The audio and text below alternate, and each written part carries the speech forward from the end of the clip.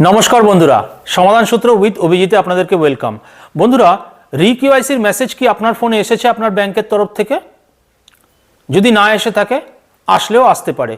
এই কেওয়াইসি আর রি-কেওয়াইসি নিয়ে সবারই মনের মধ্যে একটা ডাউট তৈরি হয়েছে যে আমি তো অ্যাকাউন্ট খোলার সময় কেওয়াইসি জমা করেছি, তাহলে এই রি-কেওয়াইসির মেসেজটা কেন এসছে? বন্ধুরা আজকের এই ভিডিওতে আমি কেওয়াইসি আর রি-কেওয়াইসি এই দুটোর মধ্যে কি পার্থক্য সেটা নিয়ে আলোচনা করব।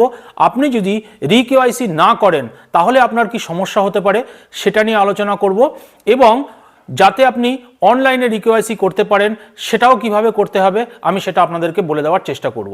বন্ধুরা আমি ব্যাংকিং নিয়ে প্রচুর ভিডিও আনি, আমার চ্যানেলে গেলে আপনি ব্যাংকিং রিলেটেড প্রচুর ভিডিও পাবেন, সময় পেলে দেখবেন, আপনার অনেক কাজে আসবে এবং অনেক ব্যাংকের ছোট ছোট ডাউট আপনার ক্লিয়ার হয়ে যাবে। তাহলে চলুন চলে যাচ্ছি আজকের টপিকে।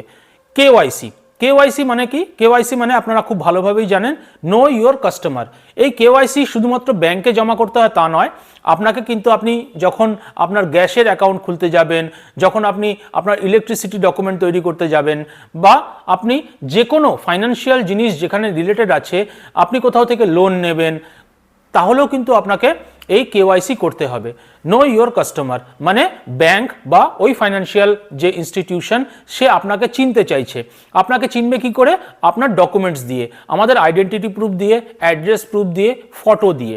দেখুন অ্যাড্রেস প্রুফ, আইডেন্টি প্রুফ এগুলো কি সবাই আপনারা জানেন, আমি অত ডিটেলে যাচ্ছি না। মোটামুটি একটা অ্যাকাউন্ট খুলতে গেলে Aadhaar card, PAN card, electricity bill, কারোর পাসপোর্ট থাকলে পাসপোর্ট এবং ফটোগ্রাফ, এই জিনিসগুলো লাগে, এগুলো নর্মাল, এগুলো হচ্ছে কেওয়াইসির আন্ডারে চলে আসে।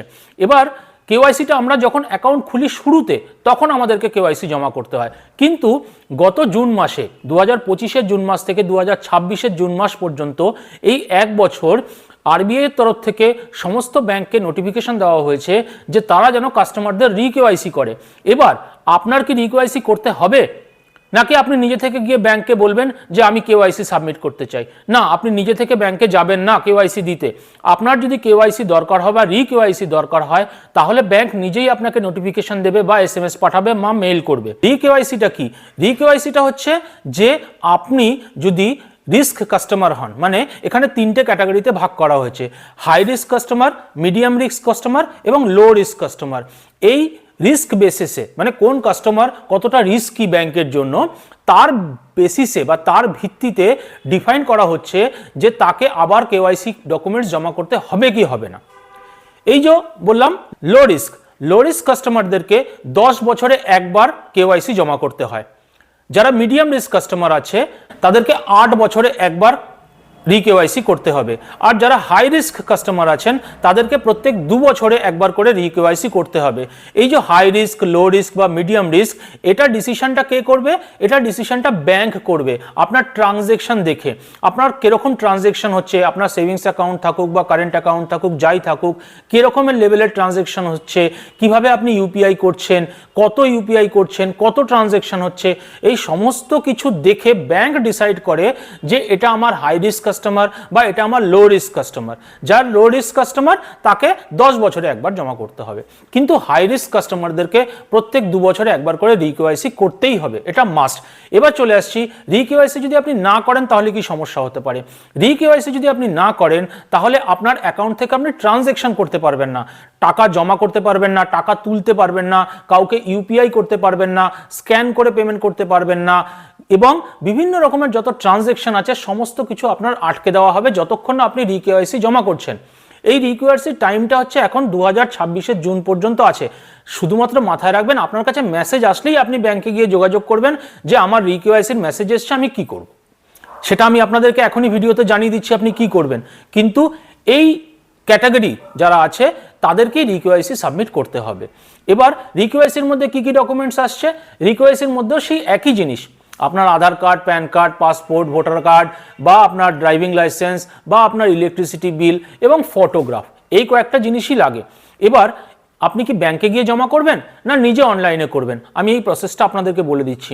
দেখুন আপনি যদি আপনার অ্যাকাউন্ট যদি স্টেট ব্যাংক অফ ইন্ডিয়াতে থাকে তাহলে আপনি ইওনোতে যান, ইওনোতে গিয়ে বা আপনার ইন্টারনেট ব্যাংকিংয়ের থ্রুতে লগ ইন করে সার্ভিসেসে গিয়ে ওখানে আপনি রি-কেওয়াইসি যদি আপনার ডিউ থাকে ওখানে অপশান আসবে, আপনি ওখানে ডকুমেন্ট সাবমিট করে অনলাইনে করতে পারেন।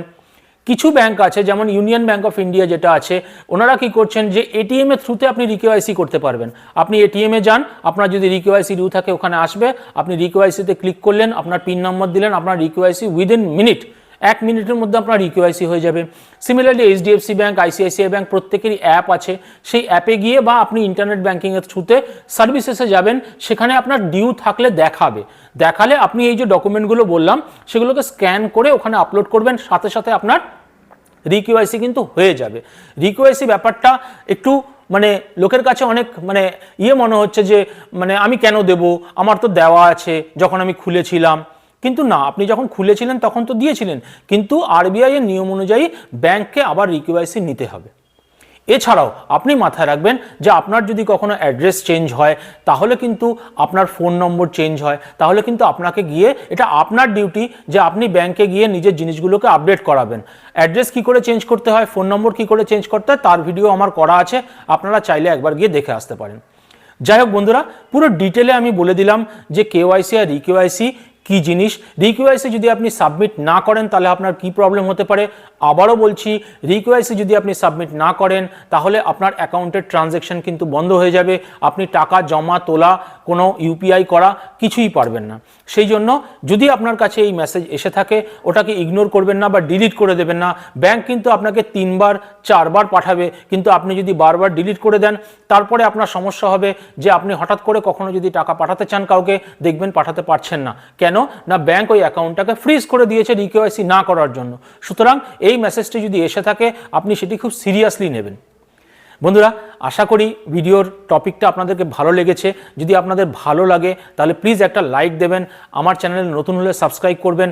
ব্যাংকের প্রচুর ভিডিও আছে, সময় পেলে দেখবেন, আপনার উপকারেই আসবে, এটুকুনি আপনাদেরকে প্রমিস করতে পারি। যদি ভালো লাগে সঙ্গে থাকবেন, সাবস্ক্রাইব করবেন। দেখা হবে পরের কাজের ভিডিওতে। জয় হিন্দ, জয় ভারত।